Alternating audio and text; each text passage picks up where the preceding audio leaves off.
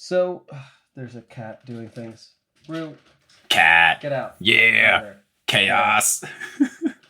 Climbing on crunchy things. All right. Classic.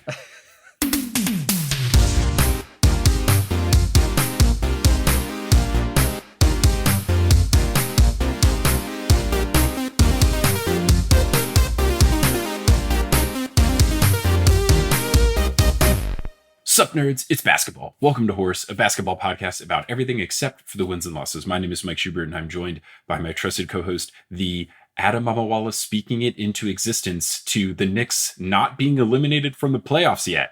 It's Adam Mamawala. Adam, how's it going? And thank you. You're welcome. It's going well, and it's been exciting. You know, I feel like as much as I hated the Knicks growing up, as a New Yorker, it is cool to see the Knicks being good again, and I am sure you are thrilled. I'm sure that my boy Freddie Lopez is thrilled. Shout out Freddie. And I'm sure that our guest that we're going to have on, little teaser, is also thrilled. Yeah, it's just fun. It's just nice. And I know that there's lots of complaints that usually get thrown around with large market teams where it's not fair to be, you know, always in the media and blah, blah, blah, all that kind of stuff. But like, genuinely, I think the league is more fun when the Knicks are good. And like, as much as you want to hate it, like, it's kind of fun when the Lakers are good too. Like, this playoffs has been really interesting with the Lakers having a really tumultuous season and then looking really strong in the playoffs. Like, I don't know, it's been fun. And obviously, as a very biased party, I'm enjoying the Knicks being good. And I think what a couple of folks have mentioned to me, most notably Sally, who is a Sixers fan and joined our Patreon because we answered their question in an NBQ&A. They and a lot of other people are saying basically, like, when you have a bad franchise that finds success after, it's just beloved. And that happened with the Kings, and now it happened here with the Knicks. And it's just fun to see the franchises that have struggled for so long be good. And it's especially fun when you root for those teams because, gosh, it's just nice. You know, it's hard for me to not think about the alternate reality in which the Bulls hold on in their play-in game against the Heat. They advance to play the Bucks. They somehow beat the Bucks. And then we have ourselves a Bulls-Knicks second-round matchup. I mean, that would have been... it could have caused some tension between us. But, you know, I think we would have been okay. We joked about it being a pie-in-the-sky thing, but look at it. It could have happened. Yeah. But as we currently stand, the Knicks are 1-1 in their second-round matchup against the Miami Heat, who surprised and defeated the Bucks, largely due to Giannis being hurt.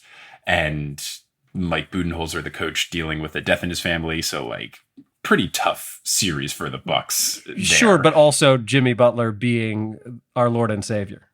Yeah, Jimmy Butler. It's funny when people really live up to their nicknames because everyone's like, oh, yeah, playoff Jimmy, ha, ha, ha. Like, he had a good playoffs. And then just for the past, 4 years, he's just a truly different human being when the playoffs start. Like, he is very much wake me up when the playoffs begin. And he must be very awake. It must be all that big face coffee because he is just obnoxiously good at basketball in the playoffs. And he's still great in the regular season. Yeah. But he just takes it up to another level. And, you know, you just love to see someone thrive under a deadline, you know?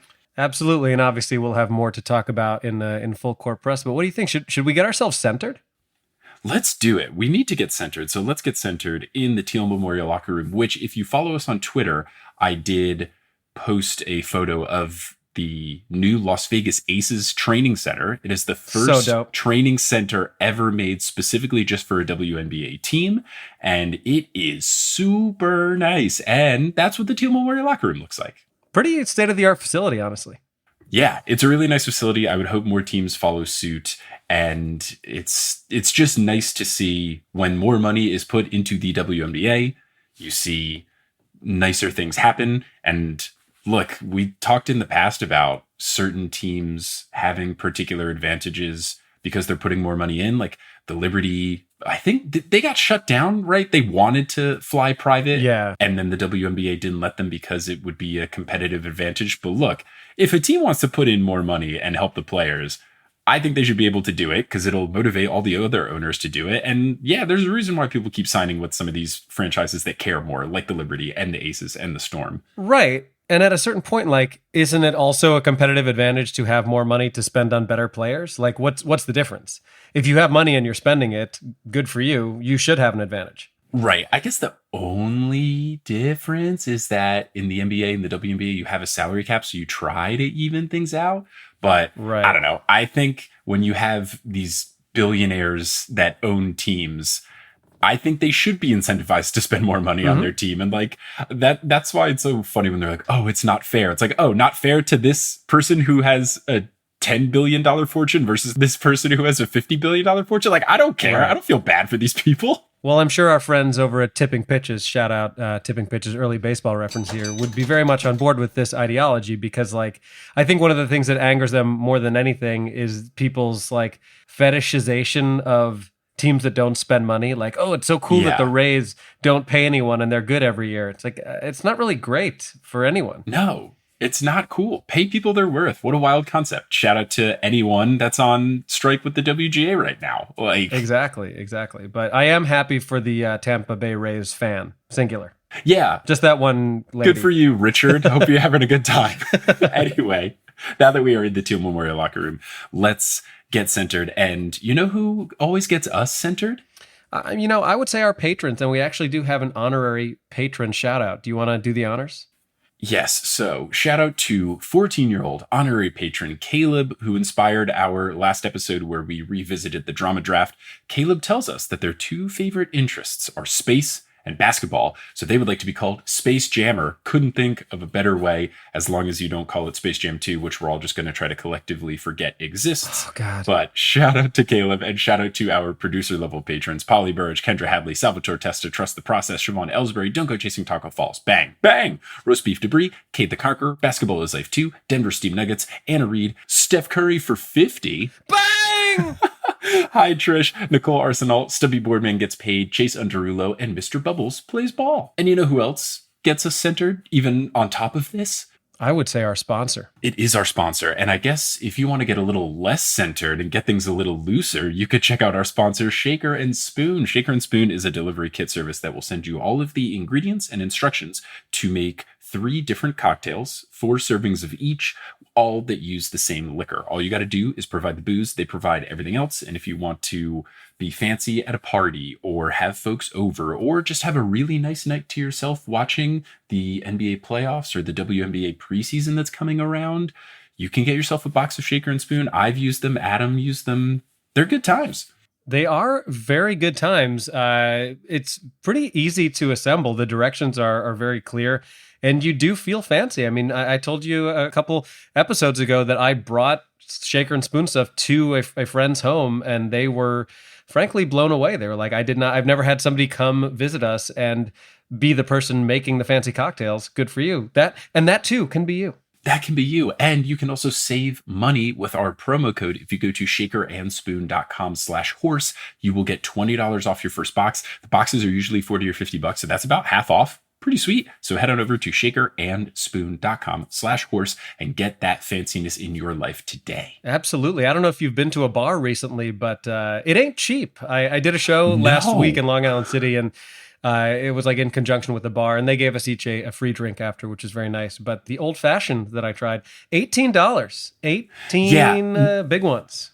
It's one of those things where maybe it's just New York bias. I know it's worse in New York than other places, but it is just wild what becomes acceptable to charge for a cocktail. Yeah. Because I feel like when I first started drinking, which, oh my God, is 10 years ago. Blah, not getting any sympathy from me, my friend.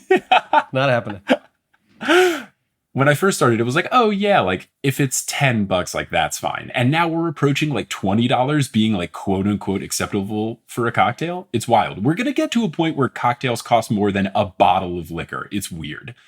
That is strange, but you're paying for the experience, Michael. The experience of what? Like waiting and having to I will not wait in line. Getting someone's attention. I will not wait in a line. That is my stance in life. I just don't wait in lines anymore. Now, beyond not waiting for lines, what else is going on in your life, potentially in the world of comedy, if people want to see you doing stuff? Well, I have a bunch of New York dates coming up. All of the info can be found at adammamawala.com/standup. The links to that are on all of my socials at adammamawala for most of these things. I'm going to be in Boulder, Colorado, Thursday through Sunday. As you're listening to this, that's May 11th through the 14th. I'm still working on some other dates coming up later in the summer, including a weekend in Chattanooga, which is a place that I think I did a college gig there one time, but not any club stuff. So I'll be at Comedy Catch in Chattanooga in August. And then I have my show coming out. And again, a little teaser here, but we're going to talk to the person who is the creator of the show. That's going to be our guest for today. But Undercover Comic is going to be streaming soon. I believe we did just get confirmation that it will be on Amazon and hopefully other places as well. So that's obviously very exciting. But if you want more info on that, follow our Instagram page, which is at under.cover.comic. What do you have coming up?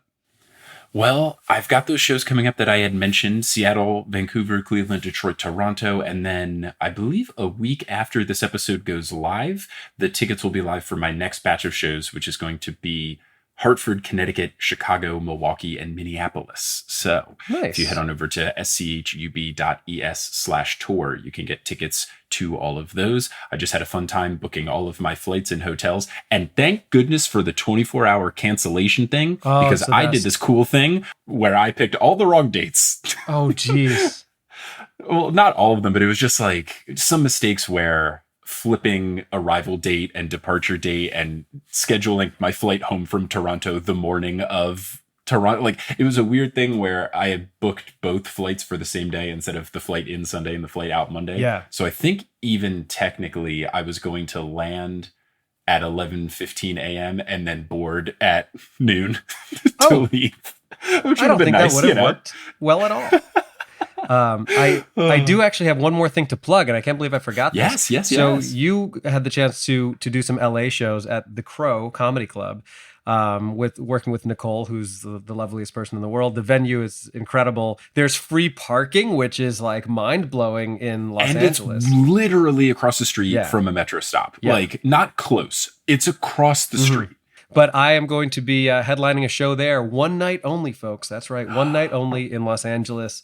I will be there on Tuesday, June 6th. I'm sure I will tweet about it, and I'll bully Mike into telling all of his Los Angeles listeners. But I'll be there just for the one night. I'm actually going to be out in Hawaii doing a couple shows and going to my buddy's wedding. I get to perform at Pearl Harbor. How cool is that? Whoa, that's wild. Yeah, I'm doing a couple of military shows, and one of them is like literally at Pearl Harbor. I mean, that's pretty cool. Yeah, it's very cool. But anyway, so as to break up the travel, we're stopping in LA, and I'm doing a show. It's going to be 8:00 on Tuesday, June 6th. I don't even know if it's live on the website yet, but I'll certainly be talking more about that. And I'm very excited because I don't know that I've actually ever done like a headlining show in LA. I've done comedy there, but never that sort of thing. So I'm hoping to get people out for it. It's a great venue. Yeah, it's a great venue run by great people. They do cool stuff, and I'm glad you're performing there as well. That's going to be fun. Now, that's complete. Let's get into MB Q&A. What do we got this episode? So this question comes from our listener, Landon. The subject says, how to follow the WNBA. And the message says, hey, Horse Boys, I've been following your podcast since the beginning and have now been following the NBA for a few years and really loving it. I was talking to a friend yesterday about us trying to attend a WNBA game as we were going to an NBA game. I realized I want to start following the WNBA as well. I listen to NBA podcasts and YouTube channels as my primary ways of following the league. Do you two have any recommendations for podcasts or YouTube channels to start following the WNBA? I'm going to let you take the lead here. I mean, I think we know some people who are very involved in the WNBA landscape, but what would be your kind of intro guide to becoming a WNBA fan? Sure. I think the easiest way is to just pick a team, and it can be for whatever reason. If you live in a town that has a team, or you like a team name, or you like a particular player, or you think the logo or the jerseys are cool, I think you just pick a team and then you just commit. It's kind of like the fandom approach where you're like, all right, I'm going to root for the Dallas Wings and I'm going to get super invested. And then you just go on their Wikipedia page and you learn about the history, you learn about the roster. Follow them on Instagram, because a lot of NBA teams and WNBA teams have incredible Instagram accounts where they will post lots of behind the scenes stuff and fun videos with team members. Also just follow the NBA and WNBA accounts because they share a lot of good stuff as well. If you're looking for podcasts, past guest and our official WNBA correspondent, Jordan Liggins, actually has a new podcast. They're not paying us to promote this, but she's doing a podcast with Cheryl Swoops. That is so cool.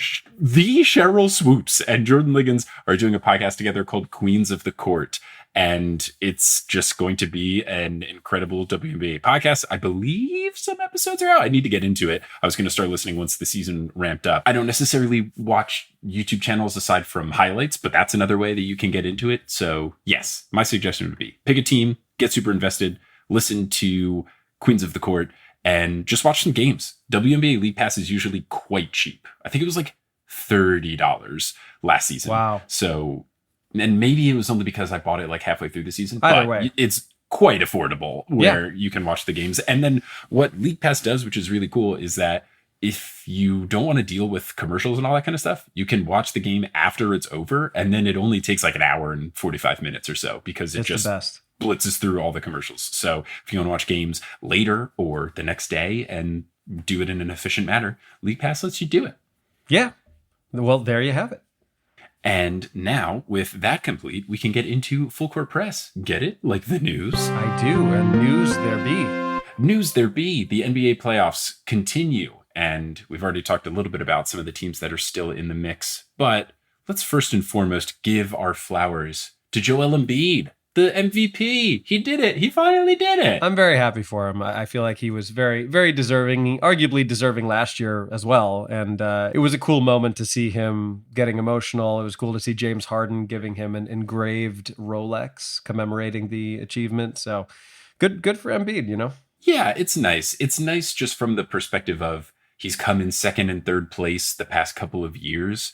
And this will now remove the situation that sometimes happens with NBA legends, such as how did they never win the MVP? Or how did this coach, like Eric Spoelstra is one of the greatest coaches in the league. He's never won Coach of the Year. Right. It's just weird. So the fact that Joel Embiid won is nice. And also it's nice because he's very funny on the internet, and he quote tweeted an old meme he posted in 2014 where he photoshopped, and by photoshopped I mean Microsoft painted his face onto a post from NBA.com about MVP leaderboards, and he said something to the effect of what MVP rankings will look like in a couple of years, and then he quote tweeted it after winning, all caps, and wrote "spoken into existence."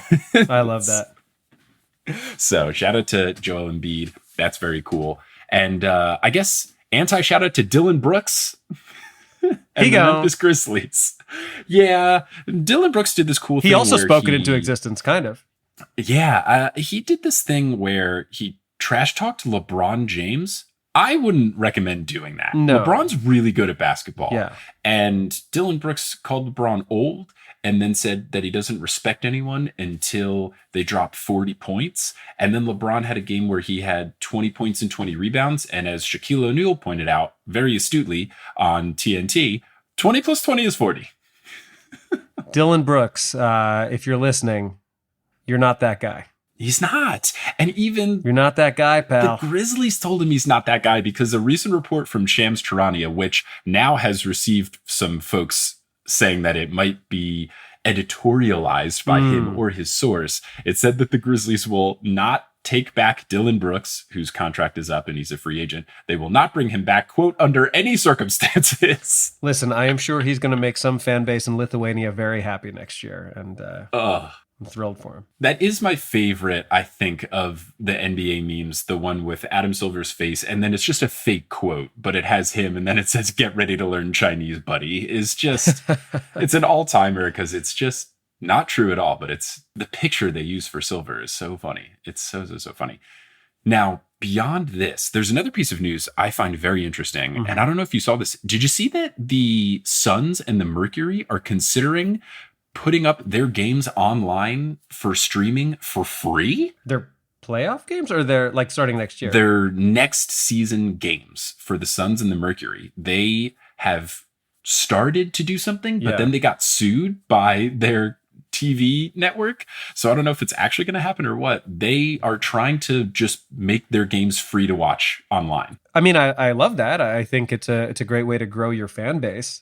and we've seen it happen. Like I'm genuinely not even trying to shoehorn in a baseball reference, but like the reason that there are so many Cubs and Braves fans throughout the country is that those games were on WGN and TBS Superstation, and they were on essentially basic cable for most of the country, and the fan base just kind of grew organically. So I think if the Suns and Mercury were the only two teams that had their games available for free, I think that's a great way to grow your following. And also, that doesn't mean that you can't still get advertising. Like, just because it's free doesn't mean people aren't watching it. That's the big thing, is I think that's smart. And I wonder if they're inspired by the fact that their regional sports network, or RSN for short, theirs is Bally Sports, which I believe recently filed for bankruptcy. They just bought the rights to a bunch of local teams, and then I don't know whatever happened, but they are not doing very well financially. So it's a move that makes a lot of sense because, like you said, bring in a bunch of new fans, and that would hopefully bring people in to go to games, buy merchandise, all that kind of stuff. But then, yeah, as we see with podcast advertising and stuff, if you just have an audience, you can sell advertisements to that audience, and it doesn't matter that you're not an official TV station or whatever. Yeah. If they're pulling in a bunch of views, they can reach out to sponsors and say, look, we have these free NBA games and X amount of people watch, and then boom. I mean, that's what I do with podcasting. Like, our podcasts are free. Yeah. And then when we have sponsors, there's particular rates. Like, it makes sense financially. It's something that I think is smart to make their teams more popular. And it's also just cool. And it's also one of those things where, like, if one team does it, maybe the rest of them will do it, kind of thing. Yeah.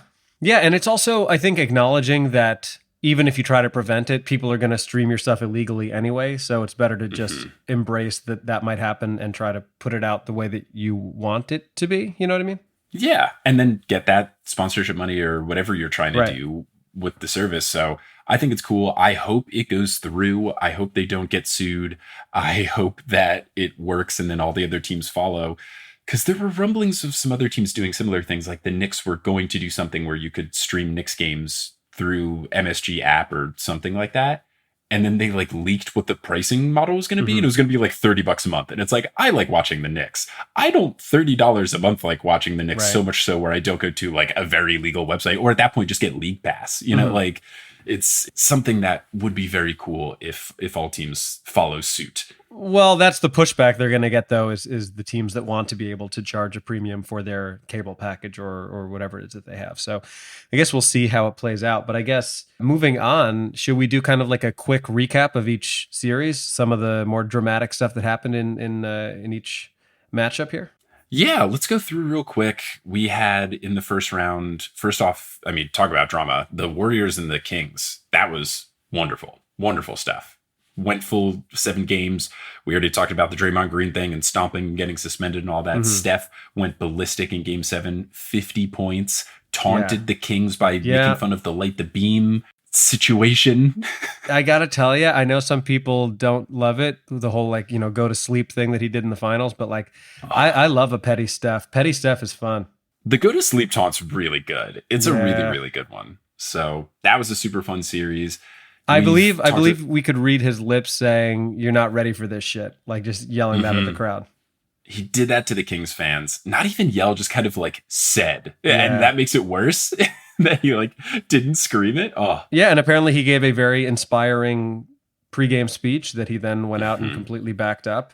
And look, I don't care what ranking you are. If you're in the playoffs, you are still the champions until you're not champions anymore. And the Warriors are champions. I don't know that they were a better team than the Kings, but I do know that they had more experience. And when it comes to a game 7 on the road, especially in a season where the Warriors were so egregiously bad on the road, once you get to this time of year, the experience really does matter. And that has now set up a LeBron versus Steph rematch in the second round. So let's get to the next series. What's up next on? Yeah, so we already talked about Bucks and Heat, and then Knicks and Cavs. I mean, not a lot of people picked the Knicks to win. People picked it to be a competitive series, but I think the consensus was the Cavs would win in 7, and the Knicks won in 5. So I would just like I don't know anyone who shorts. had Knicks in 5. I was actually no one. Not even me. Yeah, I was pretty confident that the Knicks could win the series. I thought it'd be kind of a toss up, but I would not have thought either team would win in 5. So that was certainly a surprise and pretty damn impressive, frankly. Yeah, it was nice because from a basketball perspective, cool. But from a drama perspective, we didn't trade for Donovan Mitchell this offseason, and the Cleveland Cavaliers did. And the fact that we were playing them was very much a referendum on, is the trade good? Should we have done this? And by beating them, it's like, haha, we beat you. And we also didn't have to give up a bunch of draft picks and young assets. I still think that the trade made a lot of sense for the Cavs, but it just was nice for vindication purposes to be like, see, we didn't need to trade for Donovan Mitchell. For sure. So then next one, you had Sixers and Nets. I mean, the Sixers swept them. There was nothing really to be said there, except for a couple of people got hit in the nuts. So whatever. Yeah, the Nets got close in one game, and that was pretty much it. That was the series. Yeah. And then the Celtics beat the Hawks 4-2. Pretty smooth sailing. I think the only thing worth talking about was that DeJounte Murray got suspended for a game for intentionally bumping into a referee at the end of a game because he was angry. You just can't do that.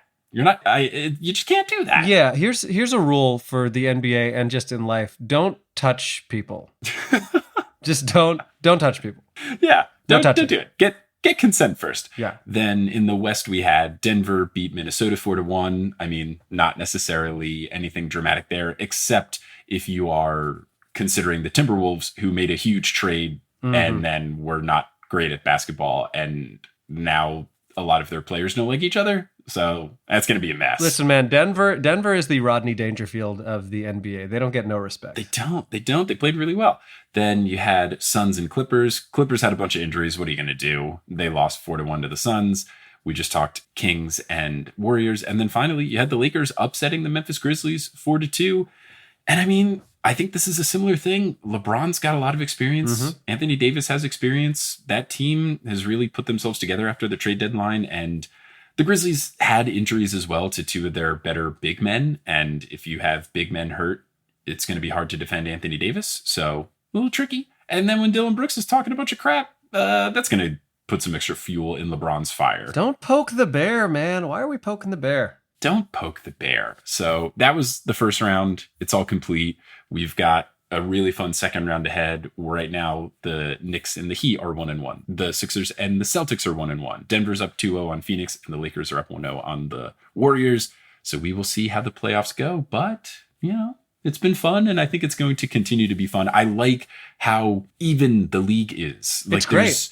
There's so many teams that are good. And just look at the seeds who have advanced. It's 8 versus 5. It's 3 versus 2. It's 1 versus 4, and it's 6 versus 7. So not necessarily following what you would anticipate from a seeding perspective. Yeah, I mean, do you think the Warriors thought they would have home court advantage, or the Knicks thought they would have home court advantage in the second round of the playoffs? I don't think anybody thought that. No, it's beyond strange, but I think that's what makes it fun when the league is very even. It just makes the playoffs that much more enticing because anything can happen. And this was one of the most fun first rounds in recent history where there's only one sweep. Yeah. That's wild. Even at this stage of the playoffs, not feel confident putting money on any particular team to win it all. Like I have no idea who's going to be in the finals or win the finals. And I love that as someone whose own team is not involved. Like this is exactly what I want as a fan is I don't know. And I think it's going to be really interesting. I mean, based on what you've watched of the playoffs thus far, do you feel like we're moving towards like a Nuggets Sixers, Nuggets Celtics sort of situation? Like, what is your best guess as to who is going to win it all or who's going to get to the finals? If I was voting with my brain, yeah, I would say Nuggets and Celtics.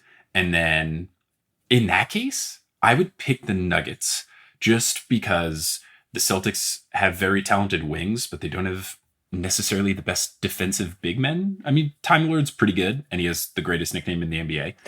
But Jokic is just a monster. Yeah. Now, if I'm voting with my heart, Knicks. Knicks are going to win. Knicks Lakers beat the Heat final. Yeah. Oh, it'd be so good. Can you It'd be so good. It'd be so good.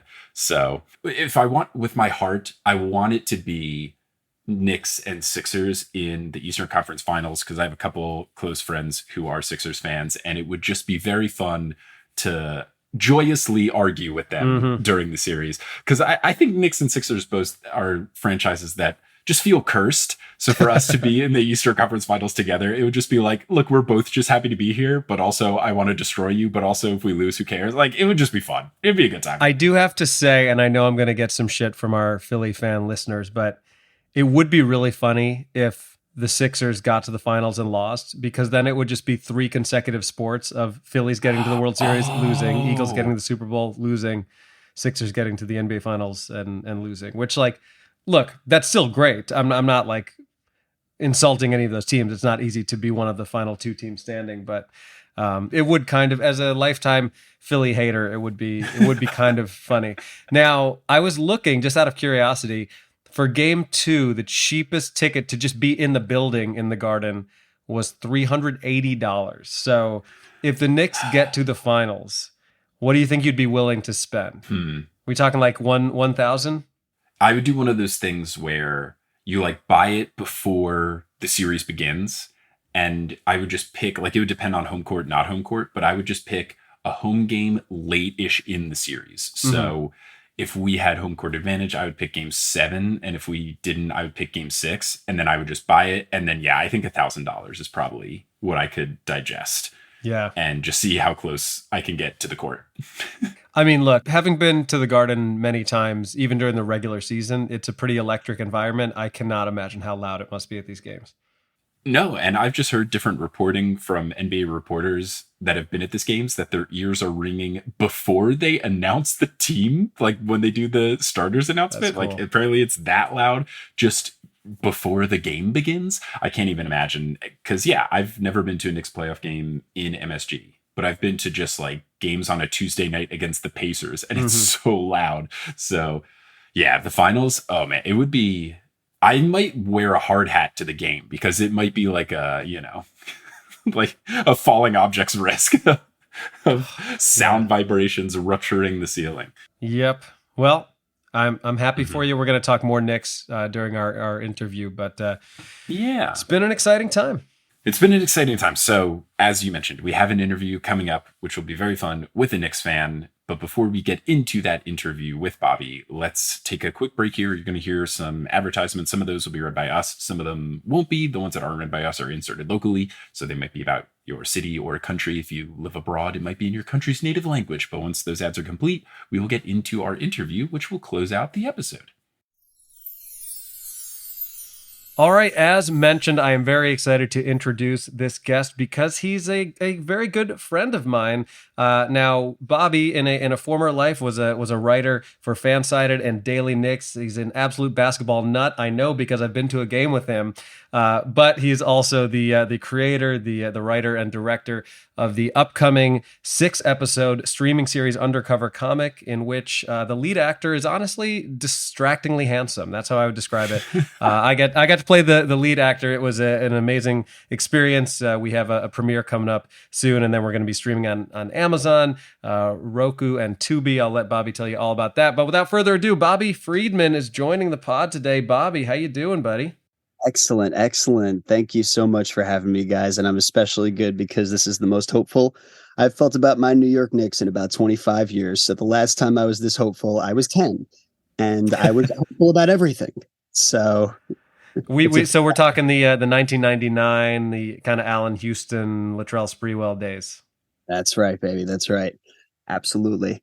It's a crazy time. It's an absolute crazy time for the New York Knicks, and my head is exploding. And I was saying how it's basically taken me 2 days to mentally prepare for each game, and then it takes me 2 or 3 days to wind down from that. So it's been pretty crazy, man. You know what though? Live it up. I mean, it doesn't always happen. It's been kind of a dry spell. It's been 10 years since the Knicks were in the playoffs, or in the second round, I should say. And I'm happy for you guys. That's how much I care about the two of you. That I'm actually rooting for the Knicks right now. That's very big of you to say as a Chicago Bull fan, because Bulls and Knicks really don't mix very well. But taking you to that Knick game was really a joy. You were a very good sport. I did embarrass you. I didn't know that Bobby would be a big yeller during the game. Ooh, and it was okay. Happening. What kind of yeller? Because there's all the different styles. I have my style, but what is your yelling style? Oh, I'd say I'm a flagrant blue collar yeller because the stat Oh, really comes out of me, and I start. It's really a miracle I've never been in a fight at a game because I'm pretty flagrant. I'm pretty in your face, and if there was somebody who took maybe some of my comments the wrong way, I could see myself being on World Star Hip Hop the next day. Well, gotcha, you've never gotcha. been ejected like Charles Oakley, so there's still time. It might happen eventually. Yeah. Yeah, my style, I once went to a Knicks game with one of my bosses as like a team building thing. And he was not a big basketball guy, but partway during the game, he turned to me and he said, "You talk to the players like they're members of your family." Because this was at the time when like Mario Hezonja was on the team. And I'd be like, "Mario, no, don't shoot that. Mario, no." And he's Yeah, like, "You yeah, talk to Mario like he's your cousin." First absolutely. name basis. First name Yeah. Oh, is- always. So, Bobby, tell us a little bit before we get into your work nowadays. Tell us a little bit about your history with basketball and some of your experience actually working in the basketball landscape. Well, it started just by being a hardcore fan, which I'm sure, many people can relate to. But, Adam, you know me personally well enough to know that I have an insane motor. And so I need to talk about it. I need people to talk to about it. And I'm texting dozens of people who know that I'm this big Nick fan. Either they're a big NBA fan or another Nick fan. And that's when I started my relationship with my now wife. And she said, "You really need an outlet." Because I can't keep listening to this, Bobby. I can't be that outlet for you. Tali, I'm right there with you. I understand. I really have Tali to thank. She said, "You need an outlet." And so I started writing a blog, which was popular back then to do. This is around 2010. It's called Drop the Mic Hoops blog. And I started it as a Facebook page, and it started doing well. We ended up getting to like 10,000 followers. And that's when I was like, okay, this is starting to feel kind of serious. And I went off and applied to a few gigs, and I ended up working my way up the Fansided network, which is like Sports Illustrated owned. And so that was, a bit of a wake up call in terms of what it takes to publish your own blog versus work as a professional journalist. And then moving up the ranks in there until I eventually got to Daily Knicks. And I felt like, okay, my voice is being heard. My Nick fans hear me. My Nick friends, I have Nick friends, and I have enough of them now that I have tens of thousands of them. That's enough. Now, one thing that we love on this show more than anything is drama. And I have to imagine there were some beefs that you got involved in. Do you remember if there were any particular articles or takes that you had that elicited a very angry reaction from fans? Oh, you know what? Yeah, there's a real. Did I tell you this? Maybe, That's I don't know. question. That's a great question. So I once wrote an article that said something bad about Derrick Rose, like the first time we had him. How dare you? Now I'm mad at you. Yeah, well, yeah, exactly. Well, he was bad at basketball and also forgot about consent. So it was a tough time to have Derrick Rose on the team. Yeah, yeah. But his fans are hardcore. His fans are really, really serious. And all I simply said, which I know he's like beloved now by both Bulls and Nick, fan bases. All I simply said was that it wasn't good basketball at the time because we were looking for a point guard who would lead a team and distribute the ball and get other guys involved. And, at that point in Derrick Rose's career, he wanted to score, and he wanted to score a lot. And that's we've had enough of those guys in New York. We were ready for a distributor. We were ready for a team guy. And so I wrote something, and basically in the comments section, it was like people had tried to dox me and like put my address. Oh. And they were like Bobby Friedman, and they published like an old address that my parents' address. I was like, oh, my mom and dad are gonna kill me for this. Like, imagine Derrick Rose fans show up at my parents' house in Staten Island, ready to kick their butts, and it's like, Bobby doesn't live here anymore. I said, but here's his new address. Your parents just sell you out. Exactly. So that was as heated as it got. Otherwise, there's just a lot of people who will try to call you out for details and really working. I think you guys had Gerald Bourget on. We did, yeah. Mm-hmm. He was my boss when I was on there, and now this guy has been obsessed with the Phoenix Suns. Really, truly, it's like on level with my Knickshood, like really at another level. And now they have they got Derek. Kevin Durant. So, he's just living it up right now. And I see on ESPN, they'll say, sources from Gerald Bourget, and I'm like, good for him. Like it is very cool. Yeah. We'll see if they can make a dramatic comeback. I wouldn't put it past them. I mean, they're going back to Phoenix. So if they win these next two games, they might have a good shot. Now, when you were growing up, did you get to go to a lot of Knicks games? Like, do you have any kind of seminal moments in your brain as like becoming a diehard?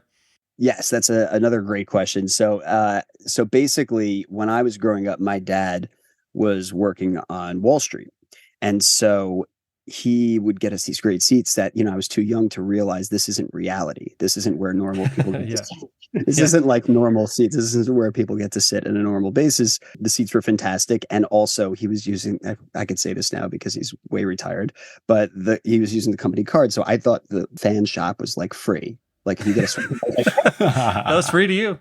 that was a very harsh Not to moment. whoever I you was worked for. 12, right after he got fired from that job. And I was like, hey, let's grab a stretch. And he's like, those are $120. Get away from those. So we had these great seats. And I was just such a diehard, and still am such a diehard Adam Sandler fan. I love Adam Sandler. And he was on SNL. Maybe he was either on SNL or just off SNL. Maybe Billy Madison had just come out or something like that. And he was there, and he came over and he just hugged all his fans. Like I remember just getting a hug from Adam Sandler. Like I'm at a Knick game and I'm getting hugged by Adam Sandler. I was a little kid. I was like, this is the greatest thing. It will never get any better than this. And I was right. That was the best one. That was it. Yeah. It's all downhill from there. Yeah, but you know what's different is that, and if you're from New York, especially Mike, are you from New York? I'm from Jersey and I live in New York So now. you get it. And Adam, you've been in New York long enough to get it. If you go to a Knick game now, your seat is your seat. And the security is pretty good because that's just how it's been since 9/11. But before, you used to be able to sneak down.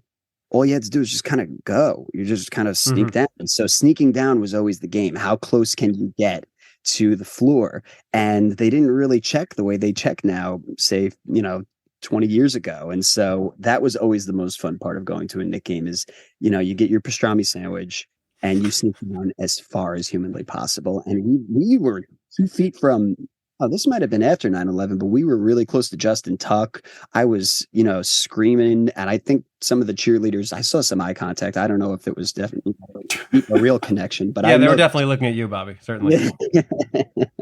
They weren't looking at Justin Tuck, the professional football player. They were looking at you. Yeah, I was right behind him. Now, the funny thing about that anecdote, Bobby, is that you describe this desire to sneak down into better seats as a past tense thing when you literally did that at the game we were at. We didn't, but you wanted to, and I chickened out. I was like, these are good seats. I don't want to go anywhere. I saw you were shaking. You know why? The game before that I had gone to earlier this season, my buddy and I did it, and it was really a blast from the past. And I just remembered, like, wow, sneaking down is such a rush because whatever your seats were, however good they felt, sneaking down for free is like, oh my God, this is the greatest thing ever. Like I can see the game so much better. And it's a completely different experience as a fan. I did that at Barclays this year because no one cares about the Nets, so it was much easier. No one cares about it. Yeah, I was going to say, I'm glad that the Nets are bad again because Adam and I once went to a Nets Bulls game when both teams were quite bad at basketball and the arena was very empty and we had mega nosebleed seats for the first half. And then at halftime, we were like, allegedly at halftime, we were like, what if we just like walk down and just like go? I think the statute of limitations is over. I don't think anyone's, I don't think a SWAT team is going to come to our Imagine. door. Yeah. Joe Tsai kicks my door down. Go. But yeah, we just like snuck down and got like maybe like 10 rows back. And the stadium was empty. It was absolutely empty. So it was nothing. But yeah, you just feel the rush and you can like look back to your old seat and be like, ha. Remember when? But the thing is that the Barclays, and I will say this, it kills me to say because I live in Brooklyn for about 10 years, but I'm a Knicks fan, of course. And I'm happy to see the Nets succeed, but if it's Knicks versus Nets, there's no question. But the arena, the experience, they were very mindful of the fan experience when designing that arena because it kind of reminds me almost of the Prudential Center, if you've been, where the Devils play, where it's like there are a lot of good seats at the cost of some really bad seats at the top. Yeah, the top row of Barclays is truly really, really rough. And it makes me very thankful for MSG where like there's really not a bad seat in the house just because it's not so tall, it's wide. And you'll know if you have very good seats. They're very clear about who has the truly good seats. Yeah. So all the seats are good, but a lot of them are not great at the expense of having these incredible seats at the bottom. So, it's a little bit more Manhattanized in that sense, but I love the Barclays for their fan experience. I've gone, and when they first opened, I went to a preseason game. It was versus Celtics, and I think it was like $120 at the time because I was dying to sit as close as possible. I was like, how close can we get for $120? There was like third row, and I was like, this is crazy. And somebody at halftime went up to leave, and they had been on Celebrity Row, which I don't know if any of the listeners know, but Celebrity Row is when your feet are actually on the court. And like the folding chairs in the first row where, Spike Lee sits. Spike Lee seats. And I saw this guy going, and I said, this is it. If I don't dive on this opportunity, this isn't going to happen. So I ran over the guy, said, are you leaving? And he's like, yeah, he knew what I was doing. He goes, yeah. He said, can I get those passes? And it was, it was a lanyard. Oh yeah, I still have. Yeah. It was a lanyard. And we sat on Celebrity Row for the second half, and Jamal Crawford, famous Nick, his brother Jordan Crawford fell on me, and I still had the sweat. No, I'm just kidding. Never washed the shirt. That's really cool. That's definitely like a bucket list thing for me. Is to sit in those seats. If you want to do it for a more affordable way, I've never been courtside at an NBA game, but I've been courtside for 2 WNBA games, and I'm going to keep doing that before like the world catches up and those ticket prices go up. College games too. Yeah. Oh yeah, true. But it's just fun. The most surprising thing about being courtside is that I didn't realize it, but of course it makes sense because you're just on a folding chair on the court. Like you feel the dribbles, which is just weird. Like you feel it in your chair, and it's just a bizarre experience. And I think it's almost unlike any other sport in the sense that it's so intimate once you're down there. And they're men who can fly. They're flying humans. Yeah. There's no sport like it. It's pretty remarkable. I got to sit. It wasn't courtside, but it was like maybe 2 rows behind at the New Jersey Nets stadium. I don't know. I think at the time it was called like the Izod Center or something like that. It was Derrick Rose's rookie year, and I kid you not, I had a hard time seeing him. Like he was moving so quickly that my eyes were having a difficult time, like keeping him in frame of my actual eyesight. I think that might be one of the most athletic years for the most athletic athlete ever. Yeah, certainly. One more thing while we're talking courtside is I have a buddy who in college, he was like the guy who was always at the pickup games. Mm-hmm. And he started coming in with Nick memorabilia, like really random things like Jackie Butler's size 22 sneaker. I was like, what the, like, where are you getting all these things? And finally I asked him, and he said, I just love talking to people at the Garden, and I talk my way down, because that was a long time ago, unfortunately. And I talk my way down. And what he did after college is he secured himself a job as like the equipment manager, and he's done it since. And he is sitting on the court every game, even now. Granted, missing high fives from players and picking up sweat, but nonetheless, on the court, baby. I mean, we got to get that guy on the pod. This sounds like he probably has a few stories. Yeah, absolutely. I'll text him. Yeah. That's cool. All right. So let's kind of move on a little bit and talk more about your recent work. So tell us a little bit about what your career has been like, in the past few years, the stuff you're working on, obviously the project that involves me, but tell the people what you've been doing. And I appreciate you having me on to talk about it a little bit, because it's genuinely very exciting, and it hasn't really hit me on the head yet because I've just been so busy with the work itself. Adam and I got together like 3 days before the pandemic and decided we're going to make a TV show, and a little bit of a detour. And we went ahead with it. We didn't quarantine. Yeah. We just filmed it that year. We kind of did. The whole thing with these things is follow through. And for us, it was just so much hustle. But basically what had happened was I had made a short film about a crazy experience that I had where I kind of nearly had like a brush with death. And the short film, I did like a screening for it. And unbeknownst to me, there was an executive in the audience who hooked me up with a songwriter, a very, very popular songwriter who is just incredibly talented and sort of been my champion ever since then. And I started working for her in writing, and that work allowed me to put together like a funding where I said, I'm going to make this series about this story, because to me, it's the thing I know the best is my reality. And it was also, I thought, a pretty interesting story about believing in yourself and chasing your dreams and not being deterred from that no matter what happens, and balancing family while doing that, which was really, frankly, the hardest part. And Adam and I, we have different experiences with it, but how balancing family with, going after your dreams can be the hardest thing. It can be the single most challenging thing, because family is a version of a dream. It's something that a lot of people dream about, and how is it going to look? And that's where this whole white picket fence comes in. But then there's also just other people's iterations of that, plus not giving up on yourself and seeing yourself as a separate entity from that. So we wrote this show, and Adam was very heavily involved in developing it. about this experience. I think one of the best parts about the whole thing was that we did have a financier, which is why I was moving forward with it. And the big hang up was that he didn't want to give up the rights to what the show was to me. And I said, well, there's never been a better time for me to feel like I need to double down on myself. And that's exactly what I did. And that's how we're where we are today after almost 2.5 years, Ed, Yeah. of working on this thing and being partnered together. It's been like just incredible because it was really hard to find a comedian who was also super professional and a good actor. And in walks Adam Mamawala. And that, I don't say lightly.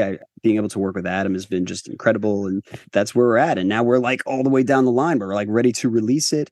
And we're already talking with people about season 2 and stuff like that. So it's a very exciting time. Yeah, no, I appreciate it, and obviously the feelings mutual. And you do have a hell of a motor. I don't know how you have time to do a lot of what you do, and also still maintain your marriage and family. I'm genuinely impressed by that. I'm just kidding.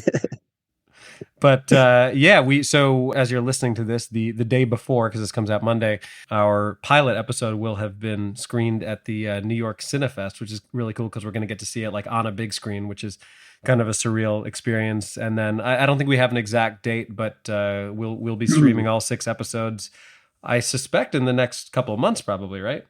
Well, it went from any month now to any week now, and just frankly, we got approval from Amazon Prime, so I know it's going to be on. Maybe it could be next week. So I wish we had a date, but we just don't just yet. But we will be certainly flyering the town once we do. Yeah. Now, I don't want you to reveal anything that you don't want to, so we can definitely edit this out. But I know that you're also developing a show that is related to basketball. Do you care to give any sort of teaser about that, or do you want to keep it close to the vest?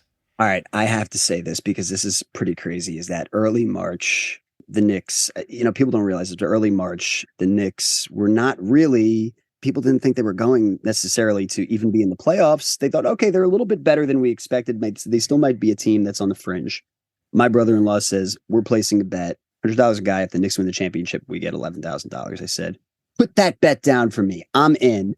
And a week later, they started really getting pretty seriously good. And they started climbing the ranks. And I was like, oh my God, this is absolutely crazy, because this is exactly kind of like the story I'm writing about right now. I had written a pilot called The Damn Knicks about a guy who has 3 jobs and he's a hardworking New Yorker.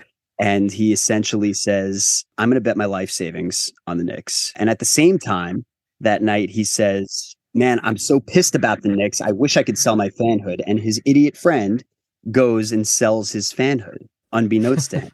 And so, of course, as soon as all of these events transpire, the Knicks start getting amazing in the concept that I had written. And so he gets himself into a hell of a pickle. And it was a pilot episode, and I had sent it over to Fade-In Festival. And I'm really proud that it was selected as a finalist at Fade-In Festival. So I'm probably going to be there in July. And what is that festival, just for people who aren't familiar with what that is? Fade-In is it's a festival for newcomers that there are lots of, producers and stuff there, but they also film, they also screen a bunch of films and stuff. But it's a festival in LA.